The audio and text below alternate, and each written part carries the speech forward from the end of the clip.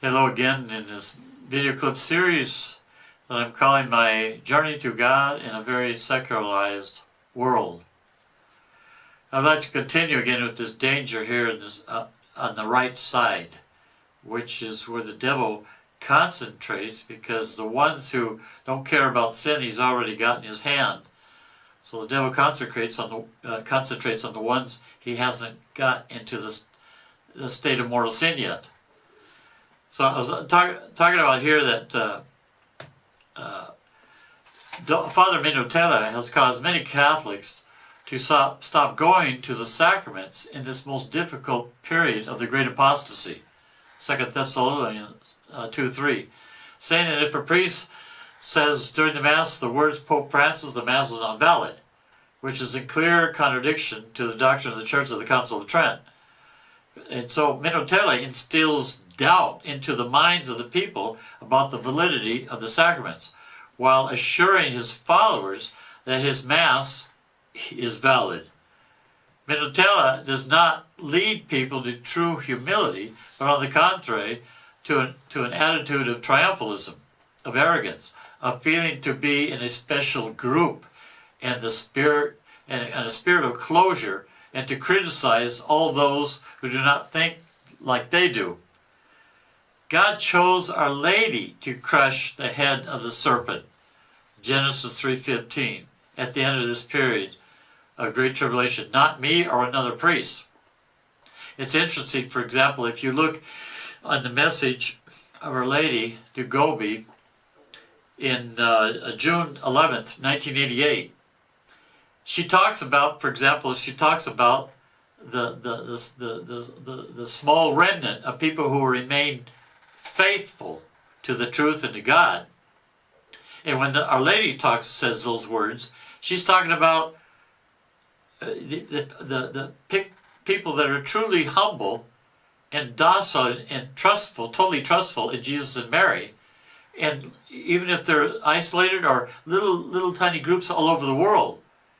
Whereas when Father Minutella talks about the small remnant that will remain faithful, he's talking about only his group that are under him, and anybody outside of their group is not part of the little remnant that Our Lady is talking about. You see the incredible difference? Our Lady is talking about the truly humble and trustful all over the world, and Our Lady is the one that, you might say, organizes them. Whereas Minutella, it's our group. We are saved. Everybody else is not saved. It's very mentality sectarian.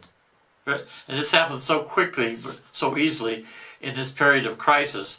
One can so easily fall into the temptation of going in that direction.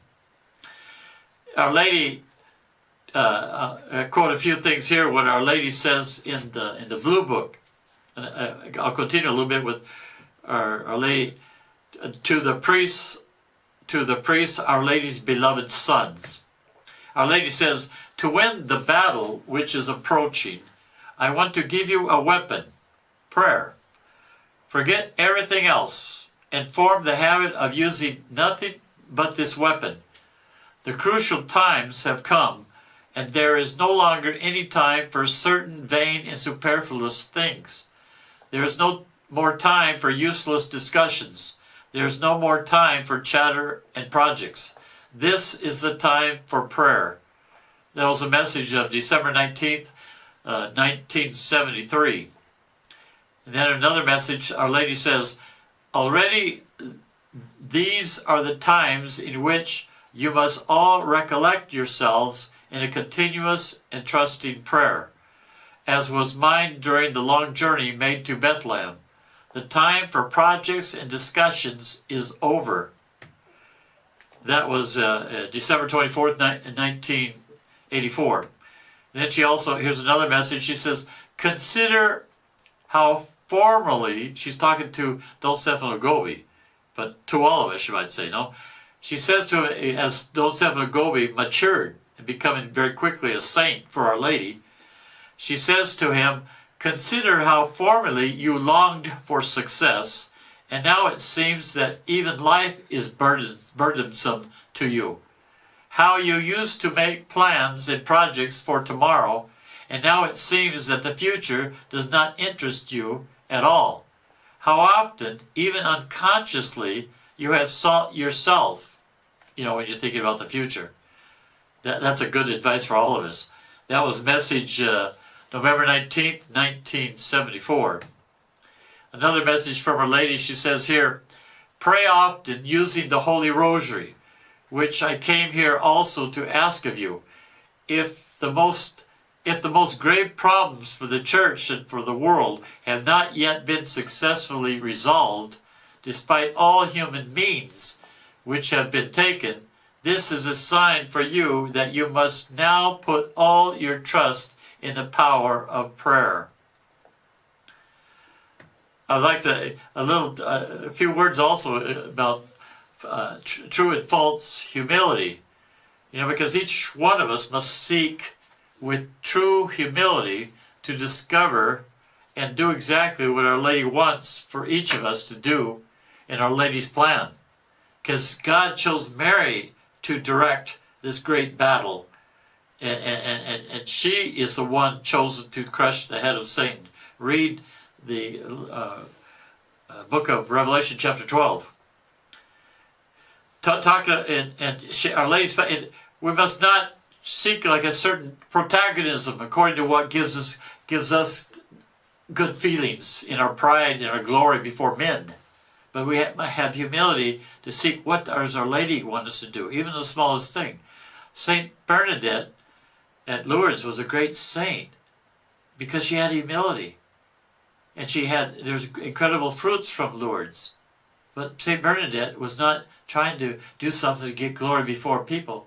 She obeyed Our Lady, and when she went to a convent, she says, Our Lady now has finished with me as you put a broom behind the door in the closet.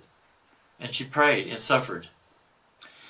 I'd like to talk about here false pride from the words of St. Augustine. St. Augustine tells us, it was pride that changed angels into devils. It is humility that makes men as angels. Humility is the foundation of all other virtues. The soul in which this virtue does not exist, there cannot be any other virtue except in mere appearance. There is something in humility that strangely exalts the heart. This is the very perfection of man, to find out about his own imperfections. You must be emptied of that which you are full, that you may be filled with that which you are empty. The greater the building is to be, the deeper you dig the foundation. For once your foundation is set, the height to which you can build has been determined. You want a tower that will pierce the clouds? Lay first the foundation of humility. Humility must accompany all of our actions. For as soon as we glory in our good works, they are of no further value for our advancement in virtue.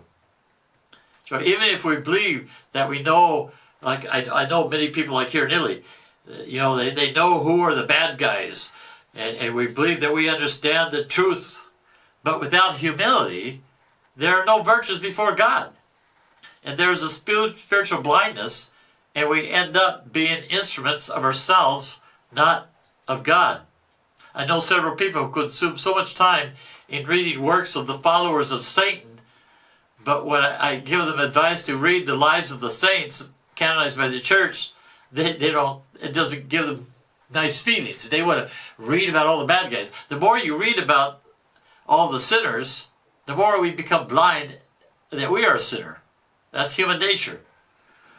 And I see also these people have less and less interior peace.